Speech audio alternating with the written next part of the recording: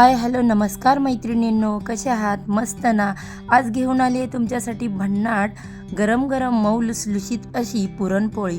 अगं, पुरणपोळी म्हणजे फक्त गोड पदार्थ नाही, तर तो घरच्या आनंदाचा, आईच्या प्रेमाचा एकदम गुळगुळीत असं रूप असतं. बघा, जर आयुष्य गोड हवं असेल तर पुरणपोळीप्रमाणेच डोळस आणि भरभराटी असावी.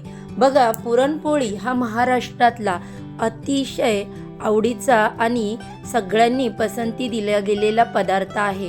पुरणपोळी कोणाला आवडत नाही? खायला सर्वांना आवडते, पण करायला किती जणींना आवडते हो? कोणाकोणाला कंटाळा येत. थोडीशी मस्करी केली, पण बघा, इथे मी पुरणपोळी तुमच्यासोबत शेअर करत आहे. सर्वप्रथम डाळ छान अशी शिजवून घेतली, त्यानंतर ती येळून घेतली, त्याच्यामध्ये गूळ घातला, त्याचं पुरण तयार केलं आणि असं मस्त त्याचा गोळा तयार करून हलक्या हाताने पुरणपोळी मी लाटली आणि आता गरम तव्यावर मस्त अशी खरपूस पुरणपोळी भाजून घेणार आहे. बघा, पुरणपोळी म्हणजे एक असा पदार्थ आहे की तो कोणालाच नको वाटत नाही. तर बघा, पुरणपोळी हा इतका मऊ लुसलुशीत आणि खायला तर एवढा टेस्टी लागते. आणि त्याच्यावर जर तुपाची धार जर सोडली तर तिची चव मग काय सांगायलाच नको. तर अशा प्रकारे माझी पुरणपोळी मी इथे भाजत आहे.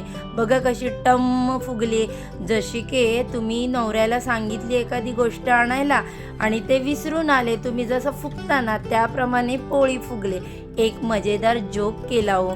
चला तर मग बघा, तुम्हाला पुरणपोळी आवडते का? आणि जर ही पुरणपोळी तुम्हाला आवडली तर पटकन या माझ्या घरी पुरणपोळी खायला. काय म्हणताय? यायला वेळ नाही? बरं ठीक आहे, नका येऊ, पण तुम्ही करा स्वतःच्या घरी आणि मग त्याची टेस्ट घ्या आणि मला नक्की सांगा की पुरणपोळी कशी झाली म्हणून. तर अशा छान मऊ लुसलुशीत आणि खायला एकदम कापसासारख्या पुरणपोळीचा व्हिडिओ तुम्हाला कसा वाटला? व्हिडिओ जर आवडला असेल तर माझ्या व्हिडिओला लाईक करा, चॅनलला सबस्क्राईब करा आणि अशा छान छान रेसिपीसाठी मला सपोर्ट करा. चला तर मग सर्वांना बाय. श्री स्वामी समर्थ. पुन्हा उद्या भेटू.